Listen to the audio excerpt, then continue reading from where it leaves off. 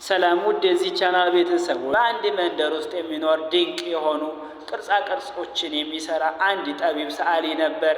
አንድ ቀን መንገድ ዳር ወድቆ የነበረን በጭቃና በቆሻሻ የተለወሰ ቅርጽ የሌለውን ከባድ ድንጋይ ያገኘ። በዚያ መንገድ የሚያልፉ ሰዎች ሁሉ ያንን ድንጋይ እየረገጡት አልያም እየተሰነካከሉበት ያልፋሉ። ሰዓሊው ግን ድንጋዩን በጥንቃቄ አንስቶ ወደ ሥራ ክፍሉ ወሰደው።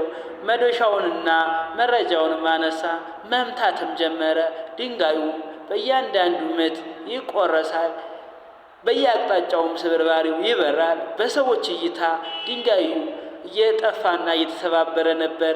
ነገር ግን ከተወሰነ ጊዜ በኋላ ያ መንገድ ላይ ወድቆ የተናቀው ድንጋይ በዓለም ላይ ወደር የማይገኝነት ውብና ድንቅ የሰው ምስል ሆኖ ወጣ።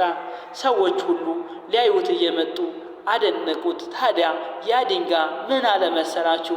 በመዶሻ ስመታ ያመመኝ ሰዓሊው በውስጥ ያለውን ውበት ሊያወጣ ማዕዘኖችን ሲያስተካክል እንደነበር አሁን የገባኝ አለ።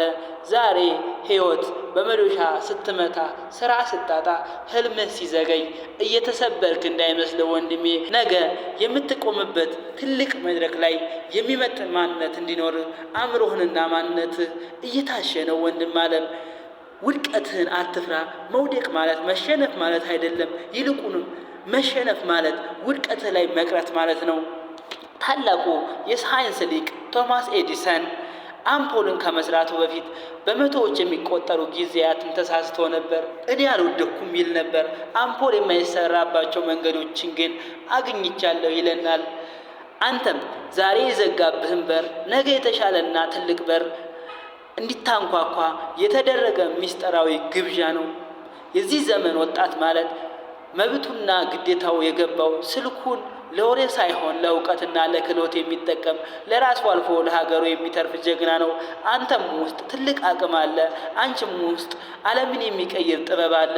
ስለዚህ ዛሬ ከዚህ አዳራሽ ስትወጡ አንገታችሁን ቀና አድርጉ። ትናንትናችሁን የፈለገ የጨለመ ቢሆን እንኳን አልፏል። ዛሬ ግን አዲስ ነጭ ወረቀት በእጃችሁ ላይ አለ። በእስክሪብቶአችሁ ውስጥ ደግሞ የጽናት ቀለም አለ። የራሳችሁን የስኬት ታሪክ በጉልበታችሁ ጻፉበት። ተስፋ መቁረጥ በቀር ምንም ጥላት የላችሁም። ተነሱ፣ ስሩ፣ እመኑኝ፣ ነገ እናንተ ናት። አመሰግናለሁ።